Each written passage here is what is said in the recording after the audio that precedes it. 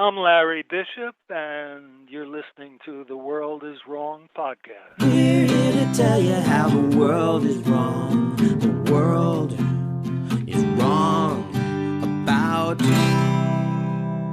Even cowgirls get the blues. Welcome to The World is Wrong, an extremely positive podcast where we celebrate films and film artists the world is wrong about. I am one of your hosts, and my name is Rootin' Tootin' Shootin' Andras Jones. And my name is Stewpot Bryan Connolly. You're not Stewpot, you're a smart guy.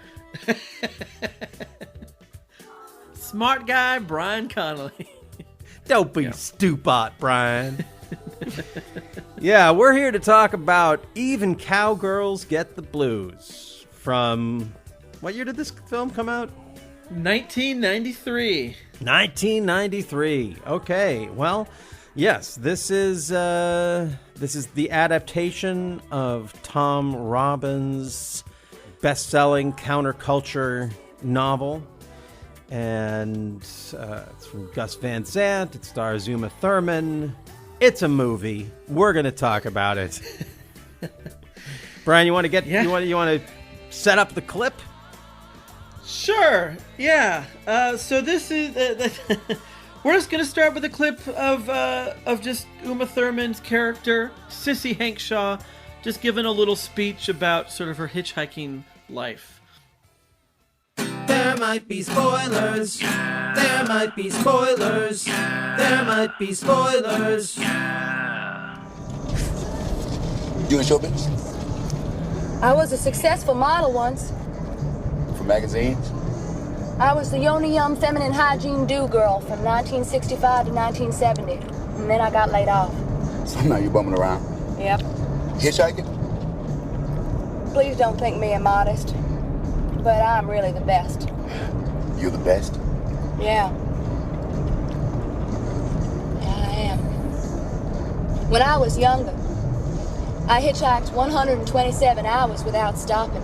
Crossed the continent twice in 6 days, cooled my thumbs in both oceans, and caught rides after midnight on unlighted highways. When I'm really moving so freely, so clearly, so delicately that even the sex maniacs and the cops can only blink and let me pass, then I embody the spirit and the heart of hitchhiking.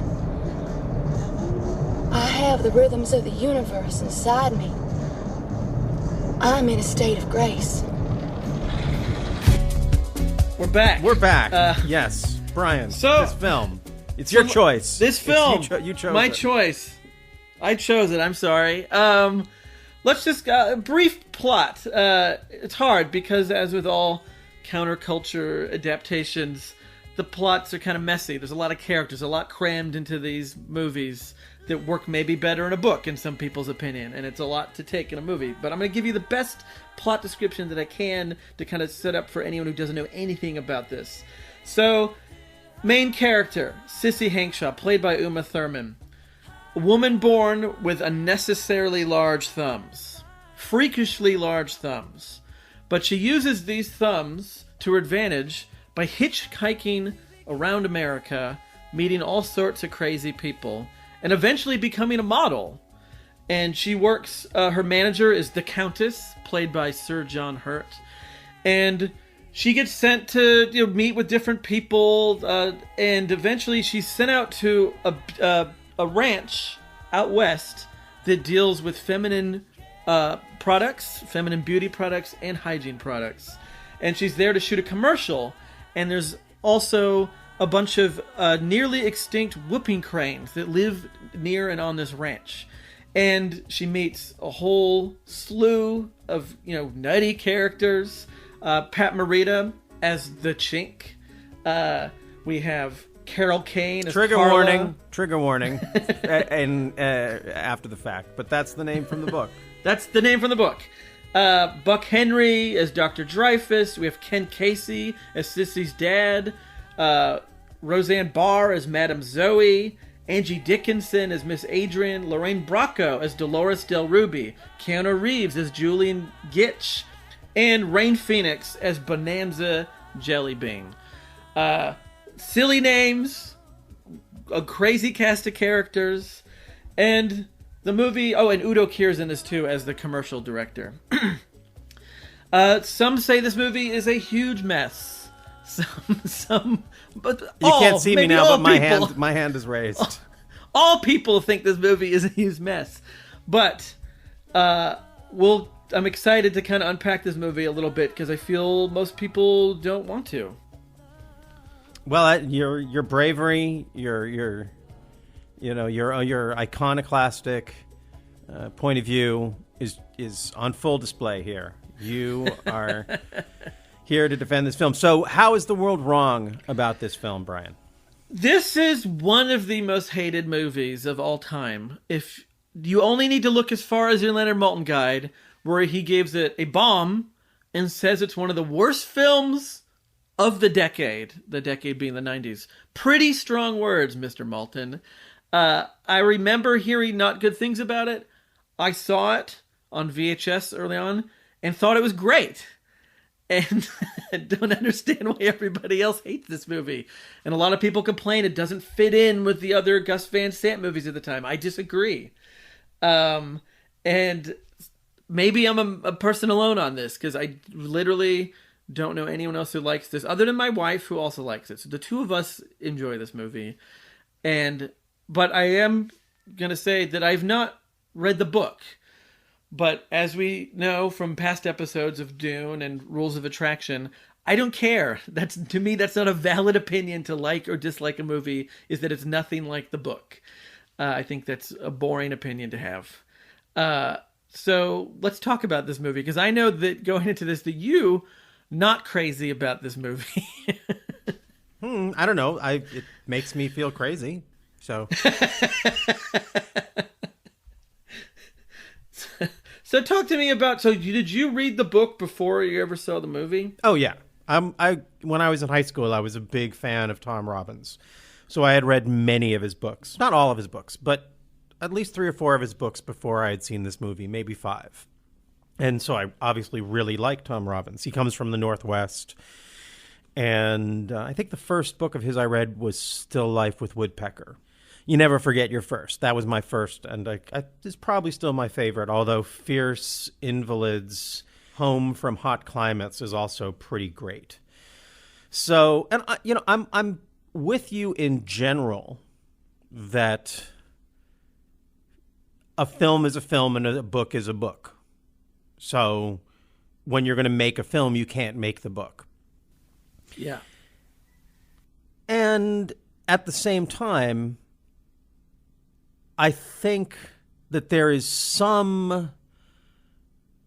I think when you are a filmmaker adapting the first novel that's been adapted from a very popular novelist, you have some responsibility to the audience for that book, because the audience for that book is going to come out to see the movie, and the people who haven't read the book are going to come out and see the movie, and that's going to be their first impression of that author. Mm-hmm. And so I feel like that's how this film really fails, because we've never got another Tom Robbins adaptation. So I think it's pretty clear, if this had been in any way successful, there probably would have been more. So, yeah. I mean, there's the complaint that Kubrick took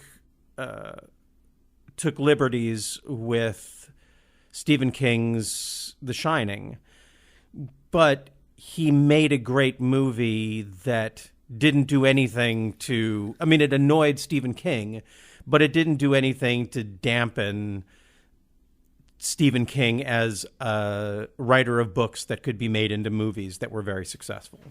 True. And I'm even looking at Gus Van Sant's work around that time, and I really like films like My Own Private Idaho and Drugstore Cowboy and To Die For. I really like My Own Private Idaho. And I think all of those films are just like, they seem like he's trying more. Like he's whatever he's doing in those films that makes those films work, he's not doing in this film. So I think that's where my real issue is that he didn't just make a bad Gus Van Sant film. He made a bad Tom Robbins movie and sort of ended that. Like, maybe sometime people will come back to make more Tom Robbins films, but they're going to have to get past this one. I think another example another film that I know you like, another film that I think of as in this category is Ford Fairlane. Like, it's a film that ended Andrew Dice Clay and the possibility of that character. No one's ever going to make that. And there was a lot there. Positive examples would be like Fear and Loathing in Las Vegas, The Right Stuff, Slaughterhouse-5, Catch-22. And even though it wasn't the first Elmore Leonard movie, Get Shorty is like an example of a film that makes you love that writer and want to see more stories from that writer. Yeah. And this does not do that. What's funny is I don't like books like this. Like, I don't like Kurt Vonnegut. I don't like things where everyone has funny names. Like, I cannot give the time to a book like this kind of satire, this kind of countercultural thing. But I really like the movies that are based on these kind of books. Have you read any Kurt Vonnegut? I tried. I could not get into it. Which one? I read Breakfast of Champions, and it was good, but it has this kind of, there's just something annoying to me. Breakfast of Champions can be like, I wouldn't start with that one. And again, I think if you read Tom Robbins, you would enjoy it more than you think. Because this kind of quirk, for whatever reason, I cannot handle on paper, but in a movie I can get into it. Really? So yeah, it's because to me, thinking about, okay, let's talk about Sissy Hankshaw's thumbs. Uma Thurman's big thumbs.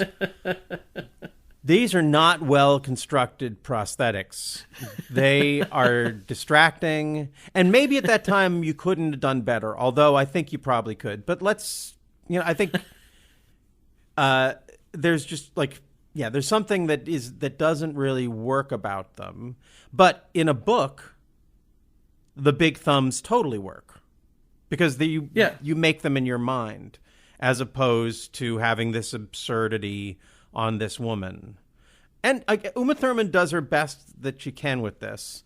Thankfully, Pulp Fiction was the next year, so this didn't end her. But I haven't gone through exactly, but I have a feeling that everybody who's in this movie, maybe not John Hurt or Angie Dickinson, because they were just sort of in a different place, but I think everyone else might have taken a hit. I don't know. I mean, Gus Van Sant bounced back so quickly after this with To Die For. Like, this didn't derail his career at all. No, he just derailed everybody else's. That's and and you look at the cast, like Uma Thurman got more famous a year after this. Keanu Reeves is like working on his way up from this. But let's see how long is it between this and The Matrix, because this is I feel like. But this is the same year as Speed. So he did this and Speed in the same year, and like Speed was a hit. Lucky for him. But then wait. But then we have Johnny Mnemonic, Walk in the Clouds, Chain Reaction, Feeling Minnesota. The Last People Time like I Committed movies. Suicide. No, they didn't. No, they didn't. Like, I don't think Keanu Reeves is out liked of Johnny favor. Mnemonic. Yes, honestly, I think wait a people second. liked Johnny Mnemonic. Back up. Because before this, so this is when Keanu was at, I feel like, his most hated.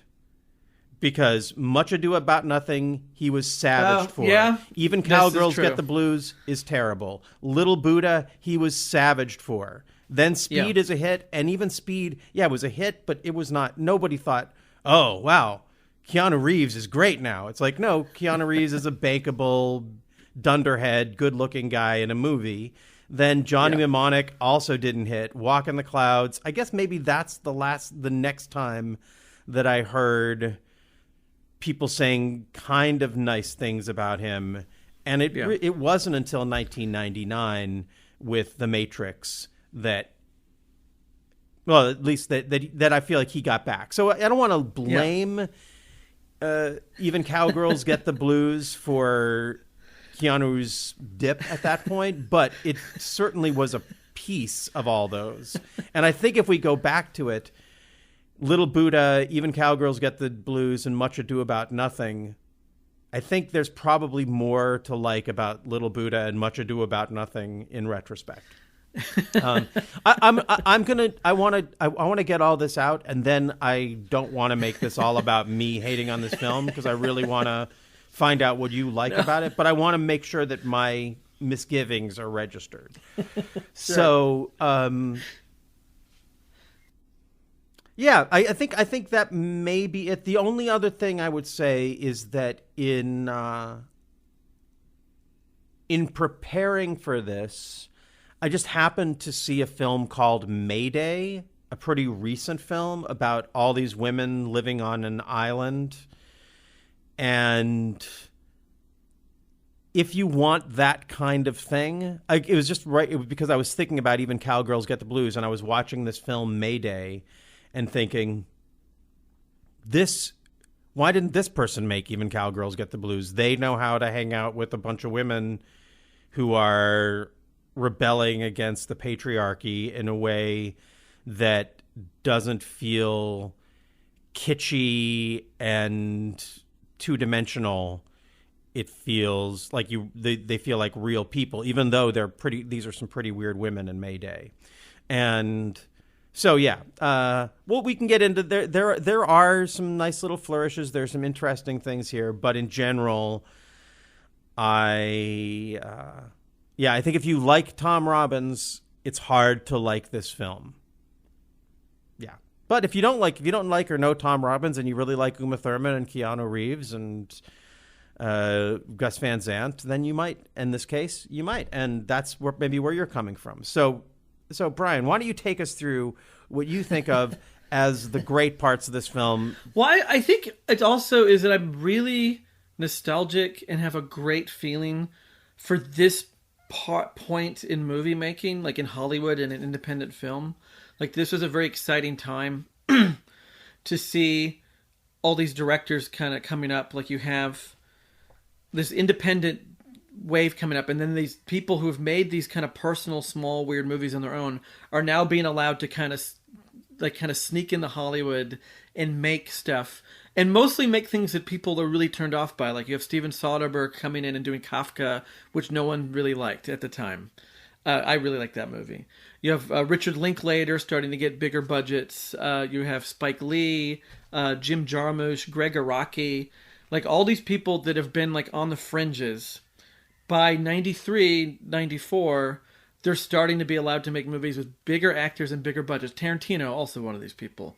And there's just something really exciting to kind of see these new points of view making these movies. It's not just people who went through the Hollywood system and are directing movies. Like, these aren't television directors who became film directors. These are the weirdos. These are the people that said, I want to make a movie, and they made a movie, and now Hollywood is like saying, okay, well, let's give you a hit book, or let's give you these big actors.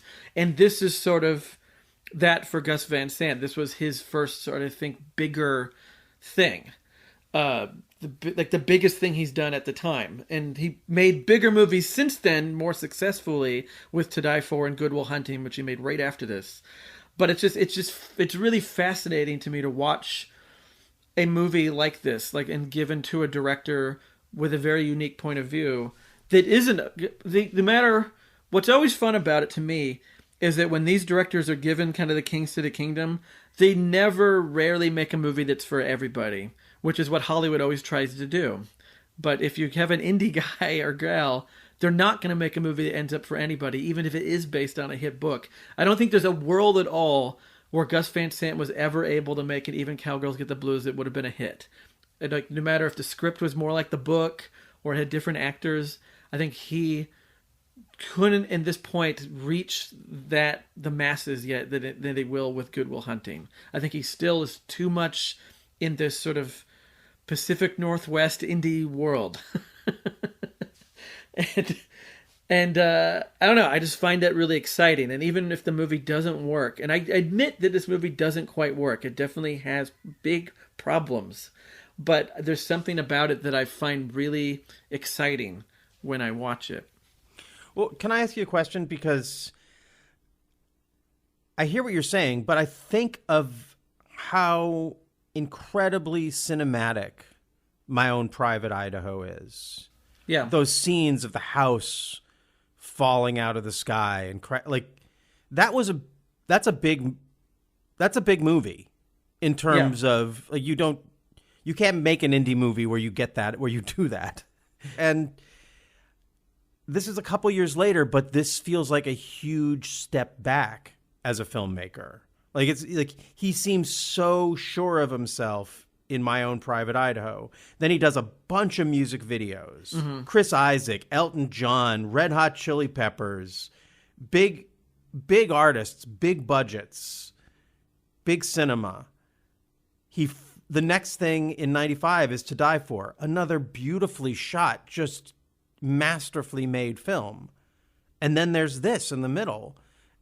I don't like, I get your narrative that he's getting bigger budgets and he's getting bigger people and he is who he is, but this feels like an outlier. Like he is capable with To Die For and My Own Private Idaho of making a film that doesn't feel like it was made by an amateur who doesn't really know how to use the tools of cinema.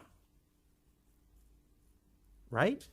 Yeah, but I like how weird this movie is. Like I think this movie is very cinematic. Like I really like the part where she's hypnotizing the chickens and you have this long shot and you reveal like all this whole like this all these chickens that have been hypnotized. Like that's weird. That's like like that's really weird. Great. It's weird, but is it? I mean, wait a second. Is it true? Is it cinematic in this? Like that's it's a shot of Jelly Bean what's her name? Bonanza Jelly Bean. A Bonanza Jelly Bean like she says she wants to teach Sissy how to hypnotize a chicken, and then it's just a shot of her out in a field, like not a particularly compelling shot of her circling a chicken around, and then the camera goes down to the ground and you see a bunch of hypnotized chickens. I mean that would be like when I'm talking about the cinematic mastery of those shots of the house falling in My Own Private Idaho, or the way we meet Nicole Kidman in To Die For. I don't think that I hear what like I don't understand what you're saying. How is that like it's a choice, but you could make that in your first film. There's no cuts. It's just a shot of someone waving a chicken around and then some chickens on the ground. How is that deeply cinematic? But I think your definition of cinematic, I think, is like shots or filters that a DP uses. But I mean, like, you know, the early movies of just the train going towards the camera, that's cinematic.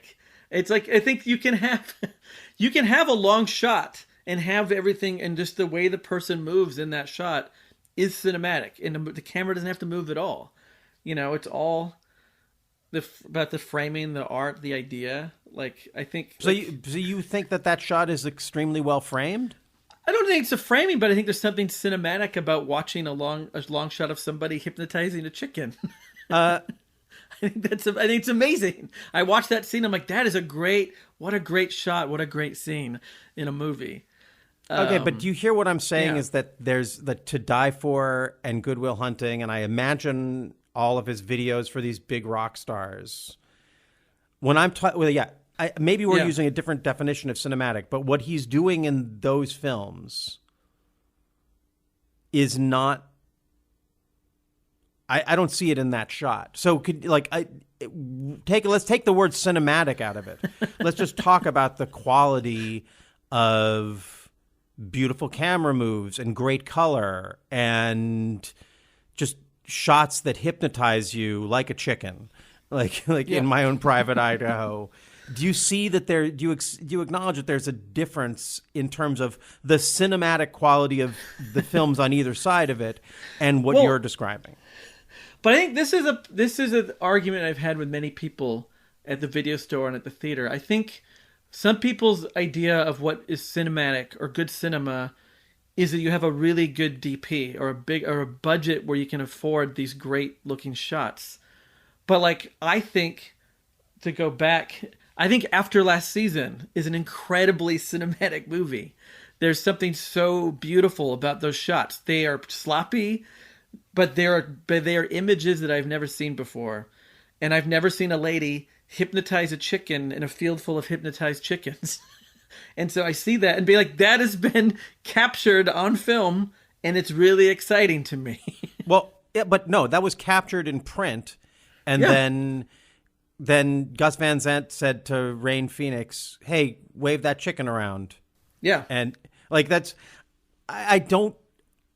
Maybe it's theatrical. I don't believe it's cinematic. I don't like. Yes, it is cinematic because it's a camera, and we see her. Yeah. And then we have a reveal. But it is, if that was the level that Gus Van Sant lived at a film as a filmmaker, I don't think we'd be talking about him now. I think that is a huge step back from My Own Private Idaho. And we could even talk about Rain Phoenix in this.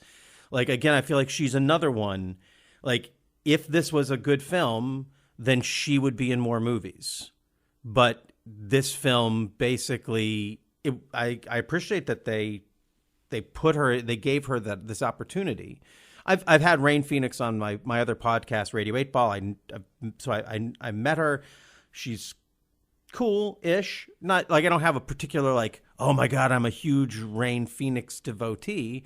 But again, a sign of a good director is knowing how to place your actors in a place that makes you want to see more of them, and that didn't happen with this. So, like, even with that, like, if it was such a beautiful, like a great cinematic moment, then Rain Phoenix would have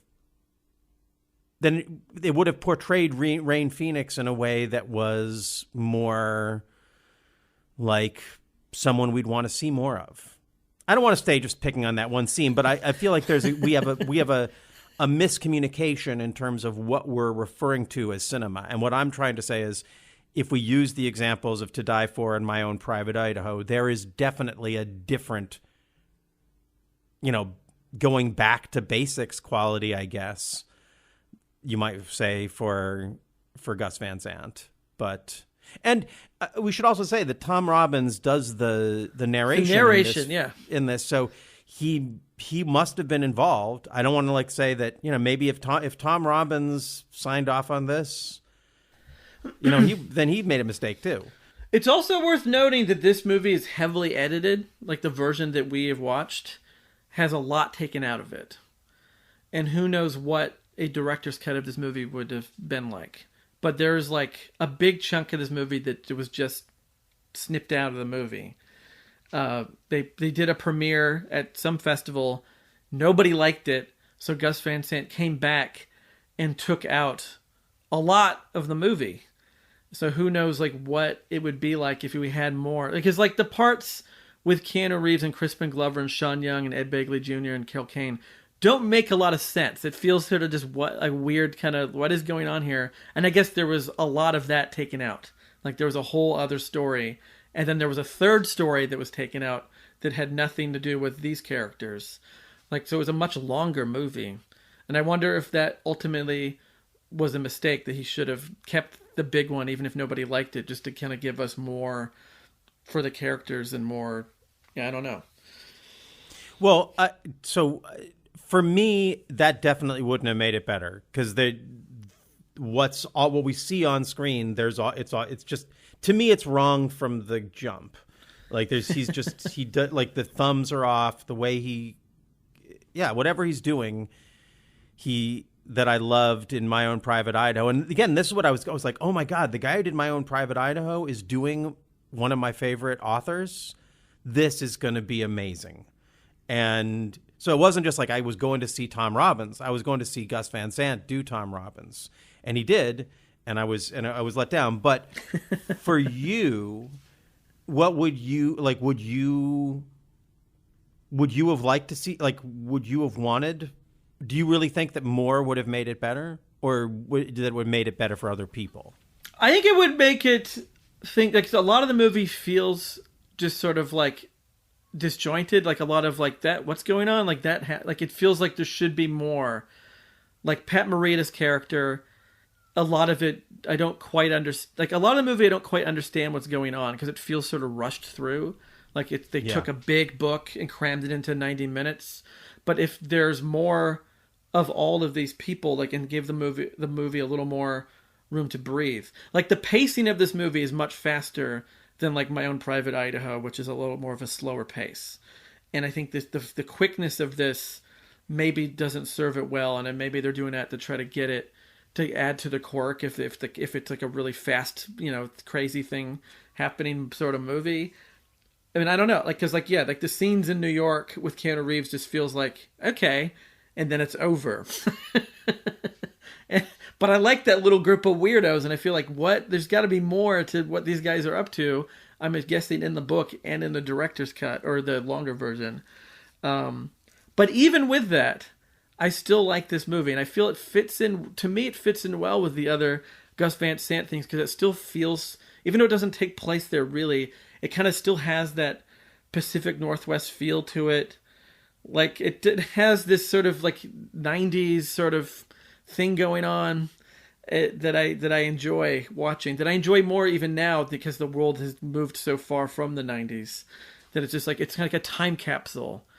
It does take place in the north, like the retreat that they go to is in Oregon because they talk about sisters. Yeah. And Tom Robbins is a Northwest writer, so it definitely it's other than the scenes in New York. But like there's the parts in New York and stuff. But I don't know, I find that whole world exciting to me. Maybe because I'm from Olympia, but like that 90s when Washington State and Oregon kind of became this thing in everything, like whether it was Twin Peaks or Gus Van Sant stuff, it's just fun for me to see kind of that point of view in a movie. And I don't know, I just like, I really like there's so many scenes in this movie that I watch and I'm like, what a great scene. Like Sissy Hankshaw masturbating to clouds. Like this stuff I've never seen in movies before. And that to me that makes a good movie. Like if I'm getting images or moments that I've never seen in a movie before, whether it was originally in a book or not, that is very exciting to me. Like, again, that scene, like I don't feel like that scene captures. I'm glad it worked for you. Because to me, if a new idea is in a movie, even if it's sloppy, I'm very happy because it's something that's new to me. So it may not have like the great, like maybe there's a better way to direct it. Maybe there's a better place to put the camera.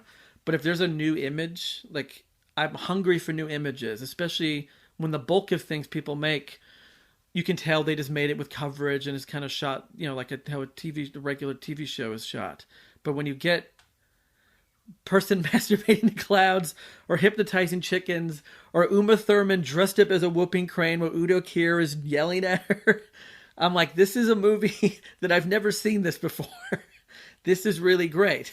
And some of it definitely feel like the chicken part. Is that in the book, the hypnotizing chickens? Yeah. All the stuff you're talking about is in the book. When was the book made? What year did the book come out? It was published in 1976. 76. Because there's all those, like, Werner Herzog's really into hypnotizing chickens. And I think it's in Strosek, or one of those movies where he has a chicken being hypnotized. Heart of Glass, perhaps. And I feel like, I don't know, but I've never seen it the way it is done in this movie. It's exciting. New images are exciting, no matter how they are done. Like if a person on their phone shot someone hypnotizing chickens before I saw this movie, I would be mesmerized by that and think that is amazing. What a great movie. I'm just trying to obey the thumper rule. And if you don't have something nice to say, don't say nothing at all. But I will just say that for those of us for whom those are not new images, yeah, it is a degradation of the image as opposed to, it's not even like Gus Van Sant was like, I read this and I want to do my version of hypnotizing chickens, and now they're going to be hypnotizing turtles. Okay, that like that would be it would be jarring because like, oh, it's chickens in the movie, and why are they doing turtles on a farm? But then it would be him putting something on it. I really do feel like he's just sort of reading the book, taking the ideas that are in the book, and showing them in the most perfunctory kind of way. Like you're talking about, like Sissy Hankshaw, like that scene doesn't get at any of the sort of one of the things that Tom Robbins does is he writes this sort of overflowing sort of pagan prose celebrating orgasms and bodily pleasure and love, deep, psychedelic, profound, and a lot of what the Pat Morita character in the book functions as is this guy, sort of this tantric wizard living up in this hill, and we get lots of these kind of flowing passages about the way he sees the world. And so when he describes Sissy Hankshaw's ability to pleasure herself with her massive thumbs, it's 5 pages of ecstatic prose. And in this, she just is on the side of the road looking at the clouds for like 5 seconds, and then a car comes by and honks, and she rolls over in the dirt, and none of that. Like, Tom Robbins' prose is this incredibly erotic prose, and I feel like the way Gus Van Sant sees the eroticism in this movie is as just sort of kind of as disgusting as the John Hurt character sees these women. Like, oh, you're gross, you're smelly, you're dirty. There's no. Like he talks about how, like the characters talk about, the cowgirls talk about their erotic experiences, but even then it's sort of joking about it. There's none of that feeling for what the novel is trying to get at, is that these women are these powerful erotic creatures who are owning their own eroticism, denying it to the world, and that is a massive rebellion. And in this, it just doesn't, like, I don't get that in this. And again, this is because I've read the book, and I come to it having read the book. I couldn't look. Isn't that the John? I had to turn away. Who do you think would make a good version of this book? Like, if this movie didn't exist, and at any point in history after 1976, if someone was to adapt this, who do you think would get it right? Or is it an unfilmable book? Is it one of those books where no, I don't. I totally disagree that it's, and that's why I have a problem with this. I don't think that Tom Robbins is unfilmable.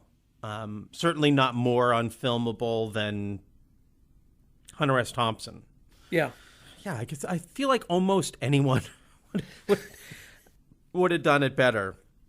I feel like even Gus Van Sant would have done it better a year earlier or a year later. It really just, honestly, it kind of feels like maybe it's too much belief in the book and the people you're with. Like, okay, we got this great cast, and I feel like they also just, it feels like it was made high. But it feels like it's sort of like, okay, well, people are going to love this book. We're not going to have to, I don't need to make it cinematic. I'm just going to show these images in the most sort of like, this just happened. Oh, she masturbated on the side of the road. This guy's, she's hypnotizing a chicken. She's got massive thumbs. They're just there, as opposed to, I wish that he treated Uma Thurman's thumbs the way Quentin Tarantino treats Uma Thurman's feet. Like that there was some sense of erotic charge to a book it's a highly erotic novel. I don't feel like I don't feel that in this. Do you? I don't think this movie's erotic, no, but I didn't know that it was supposed to be. Well, you're talking about The about movie go on. The movie doesn't make me think like there's nothing in the movie where I'm like I'm supposed to be feeling erotic. Yeah, that's a problem. But is that so? The book is that way because a movie I don't think plays on that it's supposed to be. Well, I don't mean erotic in the sense of like 9.5 weeks. I mean erotic in the sense that it's about like everything in this movie is about sex. It's about these women rebelling against feminine hygiene products and Sissy Hankshaw and her erotic power on all of these men and women and everyone. Everyone wants to, everyone wants to love her. She has this tantric love affair with Pat Morita's character. There's sex throughout this entire film. So I think maybe you're making my point that there's sex throughout this film and there's nothing erotic about it. And this is a film and Tom Robbins as a writer celebrates that free love sexuality of the like, and maybe it's dated and maybe there's not, you could make a statement film about it, but it's not doing that either. I wonder what it was because there was a lot of movies at this time in Hollywood based on hit books that had an erotic thing going on, but the movies were not. Or they aggressively were jokey about it, like Exit to Eden, which came out a year after this, based on a erotic, book by Anne Rice, and then they gave it to Gary Marshall and made it into like a zany comedy and took all the erotic out of it. Or Road to Wellville, I think that was around this time too. Have you ever seen that one? Yeah, T.C. Boyle. And I think that's based on a book, and that movie is just kind of jokey, and it's just like this inability to take a sexual book seriously for whatever reason, like in the 90s. I kind of feel like Road to Wellville got if because I've read both the book and seen the film, and they're different, but it got the tone. Road to Wellville got the T.C. Boyle tone, and in a way that I really wish that even Cowgirls did. It's sort of Road to Wellville is a boring adaptation, but at least it hits all the right notes. It doesn't give you less than the book gives you. It doesn't give you more, and it also, I guess, would say it. Did T.C. Boyle get any other books of his made? I feel like he had another adaptation. That's the only one I know of. But have you seen Exit to Eden? I have not seen Exit to Eden. I know you must have. It's great, and it's another movie that everybody hates. Like a year after even Cowgirls Get the Blues, I feel Exit to Eden took its spot as the most hated movie in Hollywood. And it's the same sort of thing where it's based on this hit book that a lot of people read, and that's full of so many great famous people, Like that movie has Dana Delany, like right out of was she China Beach? Is that the show she was on? Mm-hmm.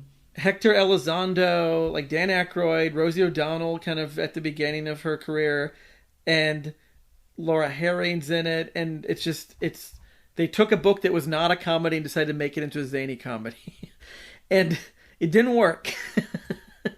And it almost feels like, and I don't know if you got this or not, watching Cowgirls Get the Blues.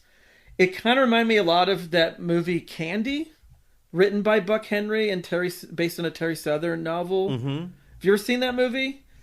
Long time ago. Where it's like kind of the same idea as like this lady is kind of going through this like journey, and she meets all these crazy characters, and it's very sexual.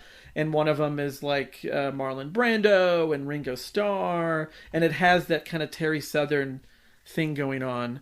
And I think the fact that Buck Henry's in Cowgirls Get the Blues and that he wrote the next Gus Van Sant movie, I think with this movie, that's sort of the type of movie. I think Gus Van Sant was trying to do like a Terry Southern movie with this. I think he was trying to do like a Magic Christian. Oh yeah, or a Candy. And he's trying to do this sort of like those kind of movies they made where it's very counterculture, but it's full of all these famous people, and we're going to throw in like a Burroughs cameo for those that know, but we're going to have like Keanu Reeves in here and like some of these more famous people, and we're trying to do this like crazy cast of characters. And the thing is, most of those movies never work. Like Candy doesn't even quite work. I mean, Magic Christian is great. I think that movie works. But Candy definitely has the same feel as this, where it's kind of a mess, where I'm sure they kind of didn't get the point of the book exactly, but they're trying to get... Because tone is really hard. And I think maybe, at least from what you're saying, it seems like they didn't get the tone right for this movie that you get when you read the book.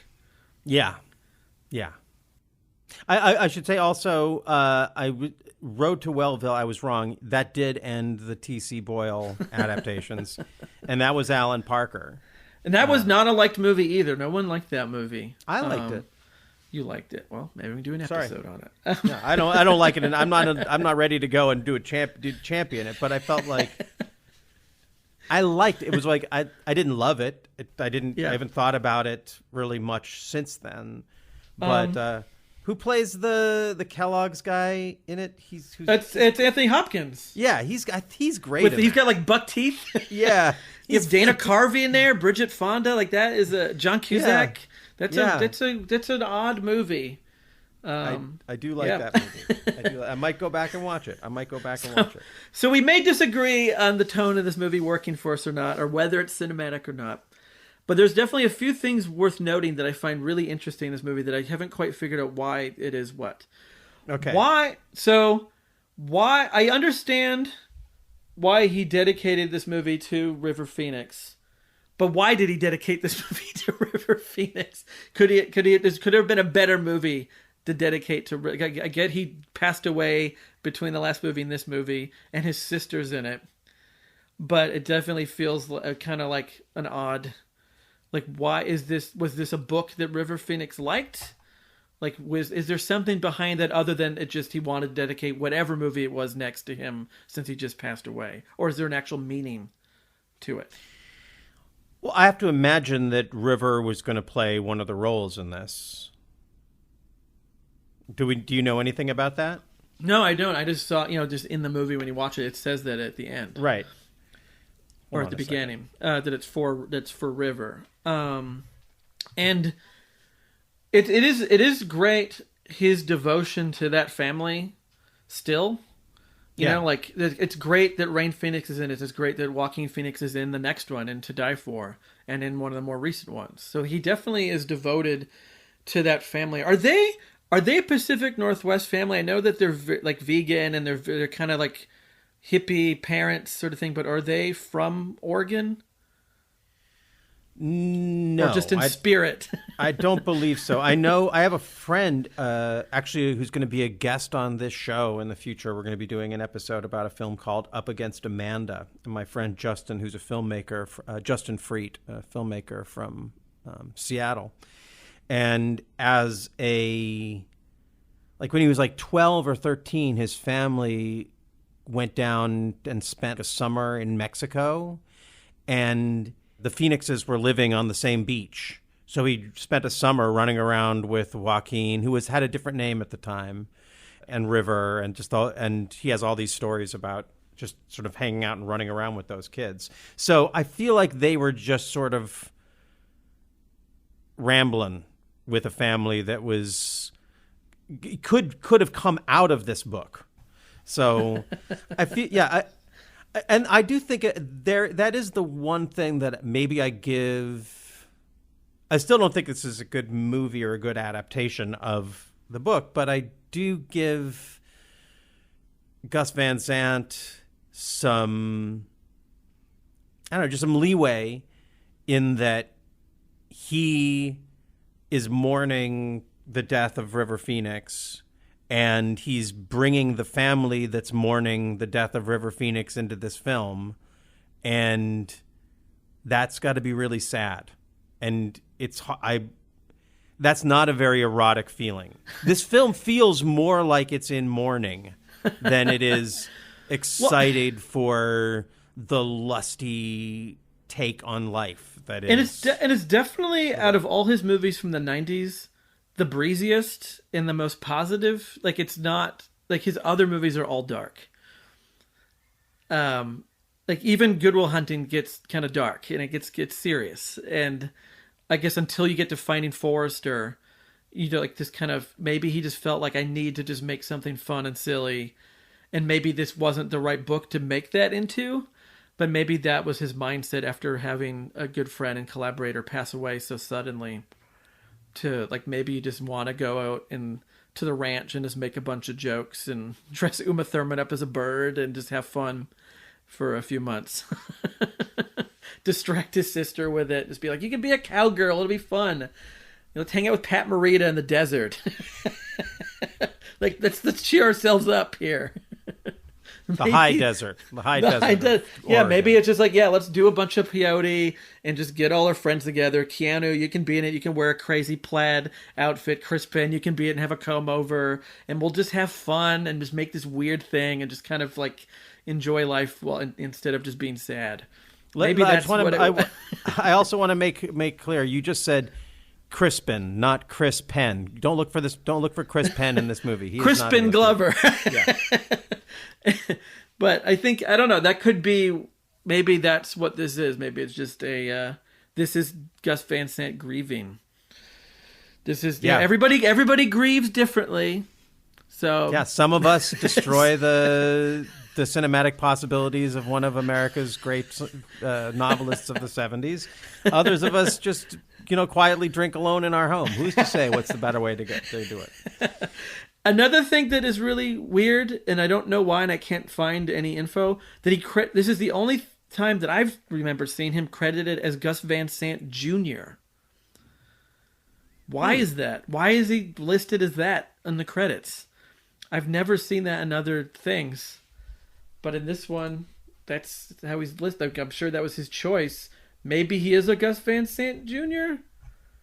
Is that how he's... I don't... Yeah. This is one of those things I do not know. I'm your Tom Robbins expert. You got to be the Gus Van Sant expert. Yeah, and it's the only time that I think he's credited as Gus Van Sant Jr. Like, is that a joke? Is that a reality? I don't really understand. What are your thoughts on the K.D. Lang soundtrack? That is like the only positive thing that all reviewers talk about when you read the reviews is like, we hate this movie, but we like the music of K.D. Lang. Whatever.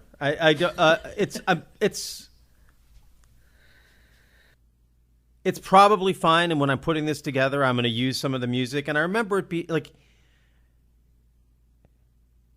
I don't see it as enough of a silver line. There are other things that I took pleasure in more in this film. In a way, when I spoke with you about this when we were talking about it a while back, I was saying how maybe I told you this, I don't feel like this film feels like the 70s or the 60s or whenever this is. I guess it's supposed to be taking place in the 70s. Yeah. But going back and watching it again, visually, actually, that's one of the things that I kind of like that Gus Van Sant gets, is that he gets the late 60s, early 70s without doing a lot of needle drops and sort of obvious, like it feels grimy the way that movies that really took place in that era feel like, like the stuff in New York particularly. Yeah. In a way. Oh, it also made me think of, what's the Robert Downey Sr. film that you love? Greaser's Palace? Greaser's Palace. This I felt like it also reminded me of that, which also felt like it was true to a 70s vibe. But in a way, I don't know if K.D. Lang's music... I think K.D. Lang's music might have made me feel like I wasn't in the 60s, 70s vibe, because I don't associate her with that. It's funny is I always forget this movie's supposed to take place then, because it doesn't read to me as that unless someone says it does. And I think also because, and maybe this works for it or doesn't, that the 90s, and especially in the early 90s, were so obsessed with the 70s. Like 70s were back. People were dressing up in 70s clothes. So to me, it feels just very 1993. When I watch this movie, this reminds me of the 90s in a good way. I was like, remember the 90s when people were really into Western wear, but then also bell bottoms. And it was just sort of like, this is just sort of how 1993 felt if you were hanging out. And I think that works. And I like the K.D. Lang soundtrack. It has this kind of nice, it's really breezy. And like, there's no songs that I remember or take away from it. But while I'm watching it just kind of adds to this pleasant feeling that I get when I watch this movie. Like I find this movie to be very pleasant. Like I'm not laughing out loud on the ground, and I'm not really finding anything super profound in it, but there's something about it that I find very pleasant, and I think it's because I also like Uma Thurman so much, so I like seeing her kind of do these little funny, quirky things. Like I love her. Like even when she's offered the ride, she still has to stick her thumb out before getting into the car. You know, I think that's a funny, weird little thing. I don't know if that's in the book or not. It is. It is definitely. I think that's really like that's just. But like she sells that. She sells that moment really great. Like that is a moment from the book that when she does it, I felt good. So yeah. And I don't know, and it makes me. I kind of watching this makes me want to see more Uma Thurman. Like I forget until I'm watching an Uma Thurman movie how much I really, really like her, and I find her just incredibly charming and funny. And just like there's something about her that I'm really into, and like I think with this and Pulp Fiction, it just I want more. I want more Uma Thurman now in 2022. Let's give us some more Uma. Yeah. Do you get a kick out of the fact that her like the Western like the leather full body outfit she's wearing is reminiscent of, or it's a foreshadowing of her Kill Bill jumpsuit? Yeah, no, totally. I totally get that. Yeah. It's like in another world, maybe this is that character before she's decided to kill people. She was just trying to love people first, and it didn't work. Gus Van Sant ruined that. Thumbs. So then she had to go murder, Vengeance, the son who cut her thumbs off. But I also like this movie, I think, because, and we've talked about this before, like there's certain directors that I like so much that even the huge misfires I'm into. And Gus Van Sant is one of those people that, like, I am a strong defender of his Psycho remake. I truly love that movie. I think it's a masterpiece. I really wish you'd pick that film. And we will do that sometime. But there's so much to unpack from that movie. And that's such a hated movie. And I don't know, I just really... There's something about him that's always interesting, and it's always like he's always trying something. And maybe recently his stuff hasn't quite clicked with anyone. It just kind of, but maybe it's too off the radar. And like I haven't even seen his last few movies, like Sea of Trees or Restless or Promised Land. But like I don't know. I feel he will. Seems like someone that could circle back and make something that will really hit people again. Well, he's got a film in production right now based on a Michael Chabon article with Will Ferrell called The Prince of Fashion. A father brings his son to Paris for Men's Fashion Week. Maybe that's the thing that'll click. Because I feel like him and Todd Haynes have kind of been moving together at the same time in terms of their careers. Like they're both Portland-based queer filmmakers. That's oh man, I wish I'd rather see Todd Haynes make this movie so much. I think that's because like what he did with The Velvet Goldmine, if he had done that with this, maybe that, because that movie is weird, it's quirky, it's sexual, it's visual, like visually exciting. Like I feel maybe he actually, but wait, actually, I don't. This may okay. So this is a sort of a sticky place to get into, but let's think about it. So. Tom Robbins, he's so stuck in that time of the 70s where you could be a male writer who's writing feminist novels or writing novels with feminist heroes that are also deeply lusty and sexual. Part of their power comes from the sexuality that's projected on them by this male author. And I love Tom Robbins, but my big beef with him is that all of his books, there's in this, it's the Pat Morita character, but in all of his books, there's like all the guys are terrible, all the women are great, and then there's this one fantastic guy who all he wants to do is just go down on them forever and listen to them. He's the perfect man. Leave your boyfriend for me. I'm Tom Robbins, and it's. So that's my point is that when I'm thinking about it, I was like, well, maybe this film should have been rather than being directed by a gay man, it should have been directed by a woman or by a straight guy who, like, where there is that erotic charge. That's why I feel like Gus Van Sant's take on it feels like this is the film that the Duchess would have made, that the John Hurt character who finds the women disgusting would have made. And I'm not saying that that's true of all. Like, I don't want to say that you can't be a gay filmmaker and make a film that has that charge, but it makes sense that Todd Haynes does The Velvet Goldmine really well because that speaks to his erotic charge. Yeah. And I actually do feel like this movie would have been so much better if it had been made by a woman who really loved Tom Robbins novels, because she would have got these women characters and like that they're the heart of it. And I feel like if it was someone who wasn't rebelling against Tom Robbins novels and really was able to get inside of that voice, I feel like it could have been better than the book as opposed to worse for me. But in '93, there definitely wasn't any female director that I think who could have done it. Like, you'd have to do it now. You'd have to have someone now. But who would that even be? I don't know, like, which... I don't know. Director kind of has Jane this Campion. tone. Jane Campion could have done it. Has she done comedy before? I guess Holy Smoke is supposed to be funny. I don't think this film is this book isn't a comedy. That it's absurd and there's humorous stuff in it, but I don't think that it's like, I think that maybe is part of where it fails for me, is that it wants it to be a sort of like, oh, this is fun, like this is funny, but it's not. Yeah, I don't know. I'm sure that I'd invite our listeners to suggest who would be the ideal director for this. That'd be a good thing to know. Like, I don't know who. I'm throwing out Jane Campion because she deals with sex and she knows how to deal with men and women very well.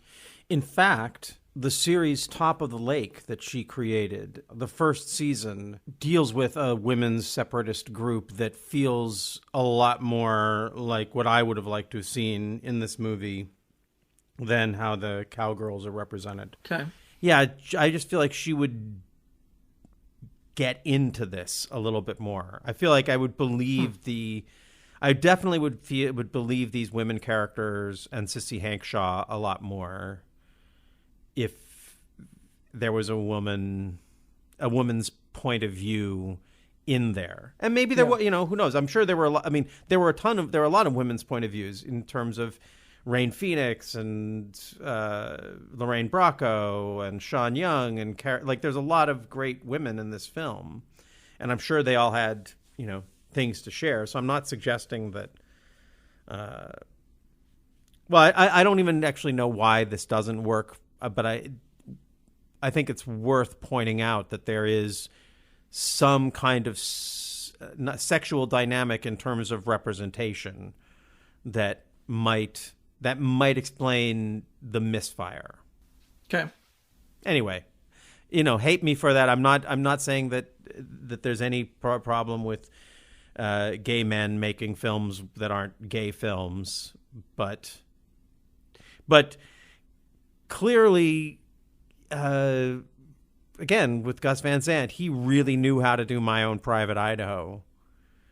Like, it's weird. My Own Private Idaho I'm more attracted to Keanu Reeves and River Phoenix in My Own Private Idaho than I am to any of the women in even Cowgirls Get the Blues, even though all of those women who many of them have been in other films where I do feel like there's a way that I'm like, oh, the camera loves them. Like the way the camera loved Keanu and River Phoenix in My Own Private Idaho. And then the way it loves Nicole Kidman just a year later. So I just think it must have been really a bummer when River died, and it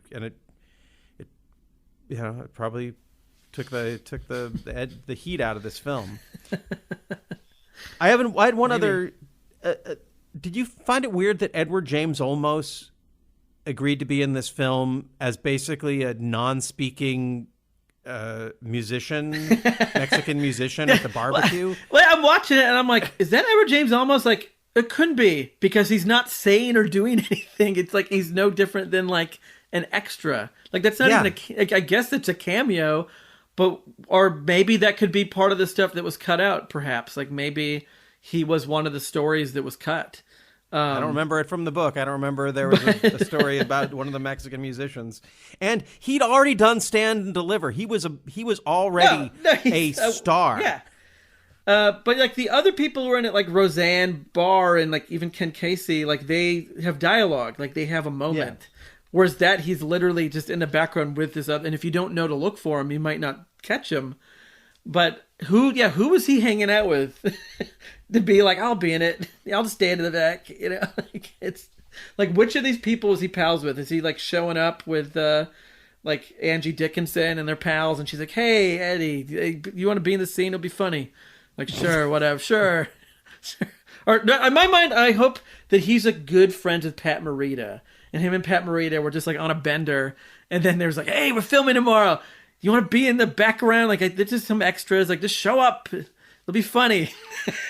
I don't know. Who knows? That is weird. That is a weird. Yeah, I totally forgot about that because it didn't register, because it was just so strange and just so quick. And I think because she showed up, and in my mind, like, oh, I didn't know he's in this movie. I forgot, and it was waiting for him to come back and say anything, and then he didn't. And then I totally forgot about it because it was so insignificant. Yeah, that's weird. Hi, I'm Brian. And I'm AJ. And we have a podcast called The Director's Wall, examining a filmmaker's career, film by film. First up was M. Night Shyamalan, then Francis Ford Coppola. Who's next? Is there anything to this whole auteur theory? Find out on The Director's Wall. Subscribe via Apple Podcasts, Google Podcasts, Stitcher, or your preferred listening platform. Do you call yourself a music fan? Are you the one making the playlist for all the parties? Then you gotta listen to the Pinch Music Podcast, where we interview musicians, engineers, producers, and music lovers of all types. We even put together playlists for any and all occasions.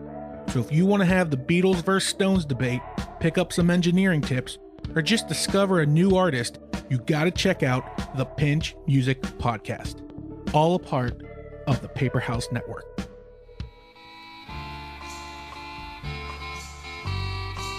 Dear listener, if you are just discovering our podcast, you can find all of our episodes on our website at theworldiswrongpodcast.com.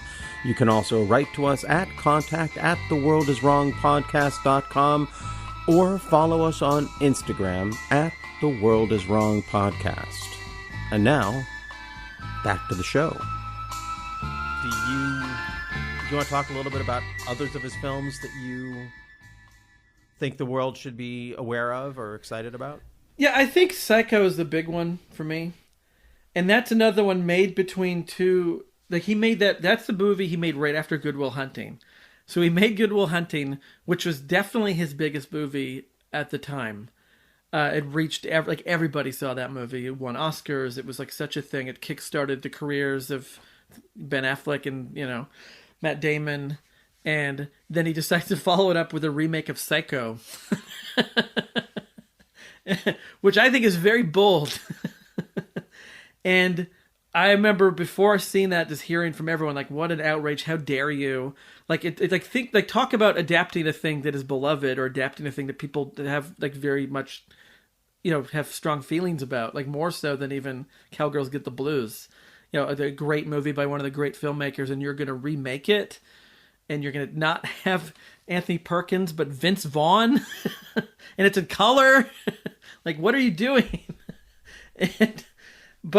Maybe this even Cowgirls Get the Blues was in his head when he made it.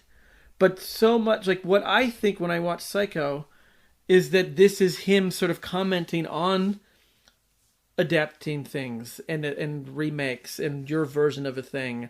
And it feels more to me not a remake, but like an essay on sort of like, what do remakes mean? Like, is this, and I think he even kind of says through the movie, should I even be doing this? And like, okay, if I'm going to just do it, what does this mean? How do I do it?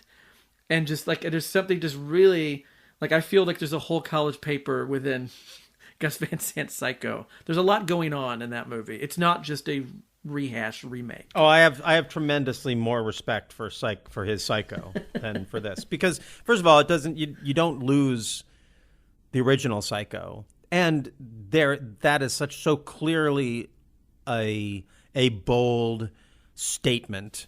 Yeah. That is philosophical. It's like the, what's the painting? This is not a pipe.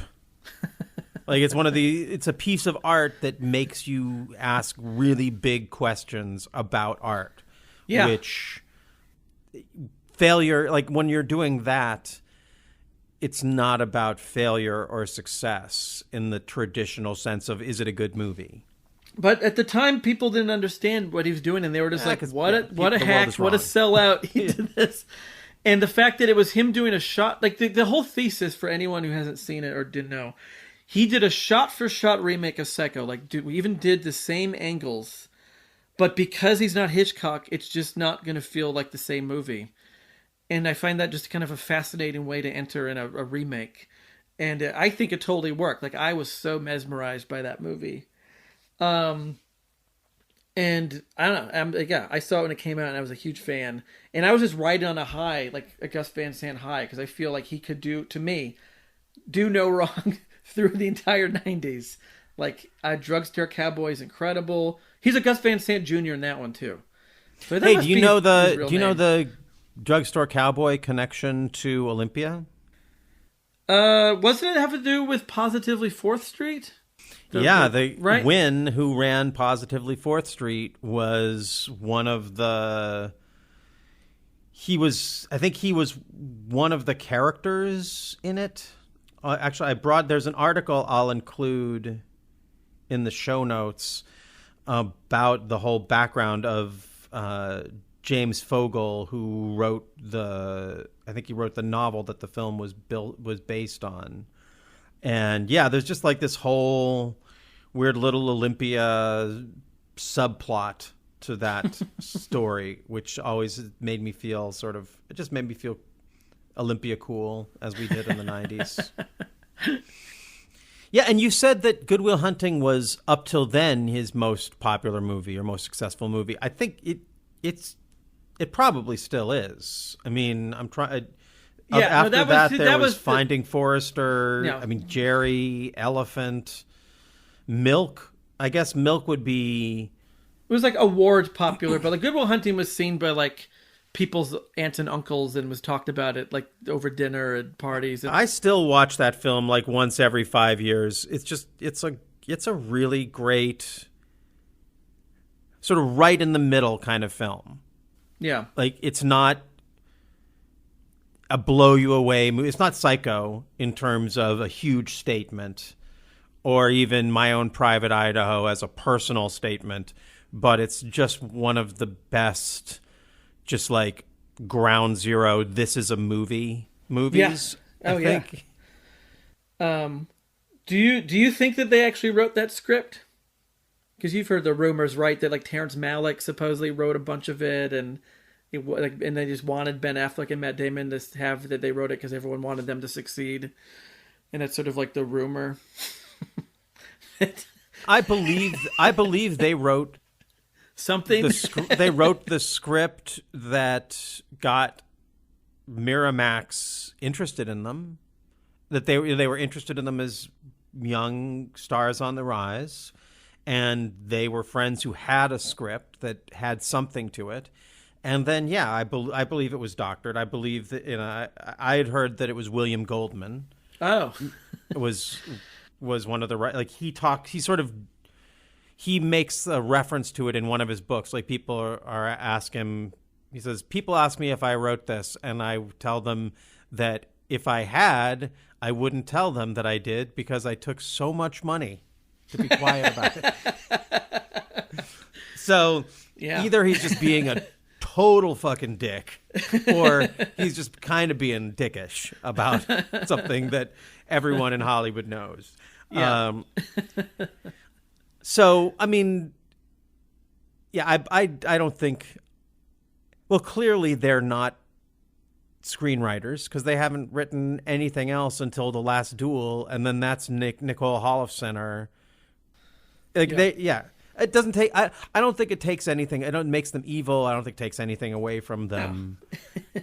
But no, I don't believe that movie would be what I'm talking about. This ground zero, like it feels like Butch Cassidy and Sundance in the same kind of way of like there's just everything, everything that a movie can do to keep you engaged in the moviness of it. It's doing all the way through. Yeah. And like, there's just so many great moments in Good Will Hunting. Oh, yeah, it's fantastic. Have you seen any of the kind of the more artier Gus Van Sant stuff that he did after Psycho, like Jerry and Elephant and Last Days and Paranoid Park, where he got really into Bellatar and these long takes and it was more abstract and there's not a lot of, like, have you seen those? I have them all in my queue and I always skip over them. Like, some of them are kind of. I'm not into Last Days today. Maybe tomorrow. Jerry is great. Jerry is in a really, really good movie, and that one, I think it's all improvised. Like the script is credited to Casey Affleck and Matt Damon and Gus Van Sant, but I think they just kind of went out in the desert and improvised this story. And if like talk about cinematic, like that movie, that will give you what you want that you didn't get from even Cowgirls. Like that is just like beautiful shots. Amazing, well composed. It's an incredible looking movie. like seeing that in the theater was fantastic. And Elephant's the same thing. It gets very conceptual and really smart. Last Days, I don't know about. I actually, as much as I love him and said that I will defend anything, I walked out of that movie. I saw that in the theater, and it's one of the few. There's like 5 movies in my life that I've walked out of, and that was one of them. So I still haven't quite given it its due. Maybe I should actually sit down and watch it. But I think in the time, I just was not wanting to sit through that movie. Because it's a hard one. It's a hard movie to get involved in. Because of the subject matter? No, it's just the way it's done. I wasn't ready because I think I went in thinking, oh, this is a movie about the last days of Kurt Cobain. Like how interesting. And then the way it's done... Because it's sort of in the style that he did with Elephant and Jerry, which is kind of more of a sitting back into sort of like it's not really emotional. You're kind of just more a spectator viewing these events go on. And I feel Last Days to me needed more of like maybe some emotion in there. And I wasn't ready for like, oh, this is going to be another one of this like follow people around kind of at a distance sort of thing. I need to watch it again. I really didn't give it a chance. But at the time, I didn't want to. But maybe you could have used a K.D. Lang soundtrack. But I highly recommend Jerry and Elephant. Like an Elephant, also a remake, but that one is totally different from the original, and it works as its own thing. He definitely put his own stamp on that for sure. So it's I don't know. I feel he just keeps making interesting things. Have you seen Don't Worry, He Won't Get Far on Foot, the more recent one he did with Joaquin Phoenix? I haven't seen that one. Yeah, I did see that. I didn't even put it together as being a Gus Van Sant film. Oh, no, you know what? That's not the one. What's the other one where Joaquin Phoenix plays a hitman? We never see the murders. Hold on a second. Oh, yes. I know why I thought they were the same thing, because it's You Were Never Really Here. Oh, yeah. The year before, and they both sound like very similar titles. You were never really here, but don't worry, he won't get far on foot. He's just an irrational man. Or a joker. Or a sister's brother.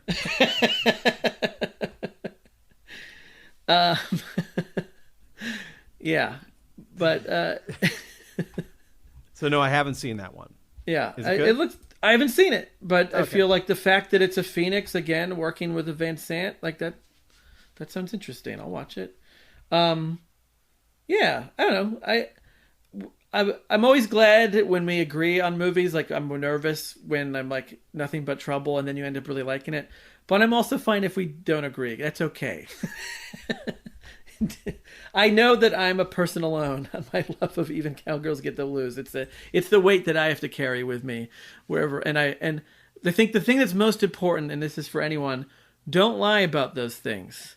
Be proud of the movies. If you're the only one who likes it, let everyone know. And you may have to put up a fight, but it's worth it if you really like it. Don't have shame. And what I would say is read the books. Check out the Tom Robbins novels. They are excellent. Is this his best book? No. I don't think it's only his second one, and I feel like he really hits his stride later after Jitterbug Perfume when he gets into Still Life. That's where I jumped on was Still Life with Woodpecker, and I think like I said, the Fierce Invalids book, that's also great. But I don't think there's a wrong way to enter. It's not like he's one of those guys who's written 50 books. I think he's got like 8 or 9. And if you like the tone, then you're going to like all of them, I think. Time passes.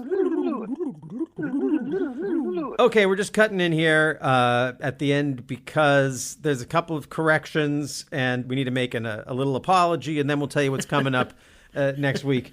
So, first of all, let me apologize to you, Bryan, for the corrections I'm about to make.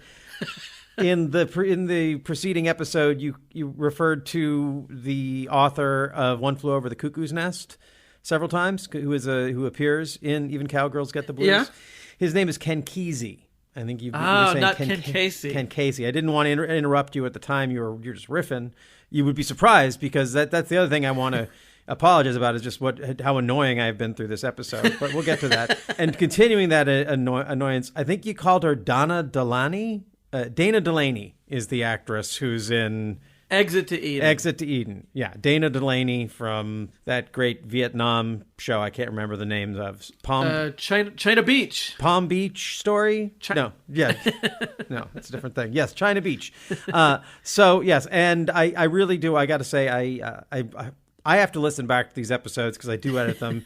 And we're supposed to be extremely positive, and I was unable to be even moderately positive in this episode, so I apologize. I'm doing my best. I was trying to be positive for the Tom Robbins fans out there. Yeah, you're positive in your way. Yeah, I am. Yeah, so I think. Go on. I think Gus Van Sant will be able to sleep soundly tonight now that you've apologized. Well, yeah. I'm not really apologizing to him. I still hold him accountable for this film, but I'm apologizing to the listeners.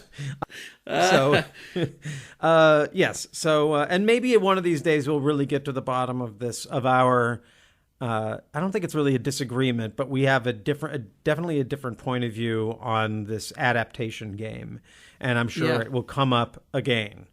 In general, I'm in agreement with you, and I think that you are with me because when people have made films about things that you're very knowledgeable about, I know that you can be just as judgmental of them, and I almost feel like that's the dynamic: is the more you know about the source material for any movie, the more likely you are to be hostile to that movie. Yeah, because a part of it too is sort of like, well, I could have done better. Because I know more and I know how to do it right. It's not even I could have done better. It's just really like when you know that you've seen adaptations of things that you were into, and there's a good feeling that comes from watching a really well-made Elmore Leonard film, and you're like, oof, God, true. And when they don't get the Elmore Leonard tone, and you're like, oh, that's okay, you know. Anyway. Well, like I said, we'll have many other opportunities to dig into that. But let's tell folks what is coming up next week, Bryan. Yeah, we are starting an episode that's not necessarily about a specific movie, but you're talking to a filmmaker about many movies. Yes, I'm going to be talking with a regular contributor to the show, Professor Skinner Myers. And we're basically talking about how the world is wrong about black cinema.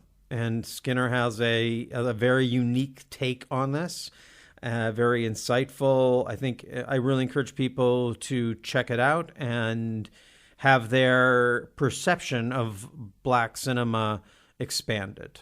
And yeah, that's what we'll be getting into next week. And if you'd like to write to us or get in touch with us about this week's episode or anything else, you can reach us at contact@theworldiswrongpodcast.com via email. You can find us on Instagram @theworldiswrongpodcast, on Twitter @worldiswrongpod, and on our website at www.theworldiswrongpodcast.com, where you can find the web page about this episode with lots of pictures and links and all kinds of cool stuff. And I guess and I'm going to tell you something I tell you every week, but this is something that Sissy Hankshaw and the ladies of the Rubber Rose Ranch know very well, which is that wherever you are, the world is wrong, and it's probably wrong about you. So the Countess dispatched Sissy out west for her first modeling assignment in years, but not before warning her to keep her distance from those nasty and uppity cowgirls who worked his so-called ranch. He also insisted that she avoid any contact with the alleged holy man who lived on the ridge above the Rubber Rose. Known as the Chink, though apparently he was Japanese-American, he appeared to be one of those berry-picking moon howlers, the kind of old kumquat who might fuck a snake and then write a little poem about it. Usually she preferred to hitchhike without a fixed destination, hitching for hitching's sake, for freedom and movement, and that alone. But something was pulling her to the Rubber Rose, something softer than money and stranger than work. Someday, if that Sissy Hankshaw ever shows up here, I'm gonna teach her how to hypnotize a chicken. Did you know chickens are the easiest critters on earth to hypnotize? You just twirl a chicken in the air 20 times, it's yours forever. How exciting.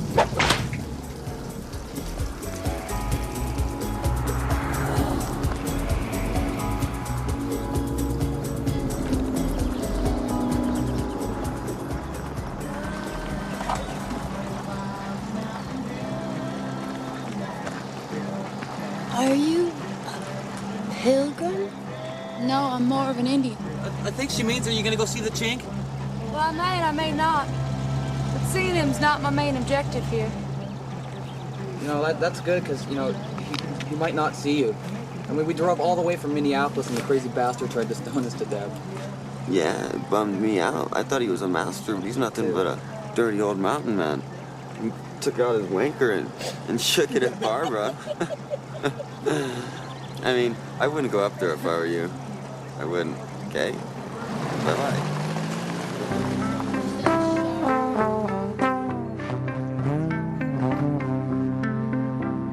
Radio 8-Ball. Andras here. When I'm not co-hosting The World is Wrong podcast, I'm hosting and producing the Radio 8-Ball podcast, where we answer questions by picking songs at random, like picking musical tarot cards. We've hosted musical divinations for people like John C. Reilly, Patricia Arquette, Tig Notaro, and Fred Armisen, and hosted over 200 songwriters, providing the randomly chosen answers from Inara George and Dan Byrne to Mose Allison and Alan Toussaint. That's Radio 8-Ball, all one word. You can find us wherever you get your podcasts and download our app from the iTunes App Store. Show.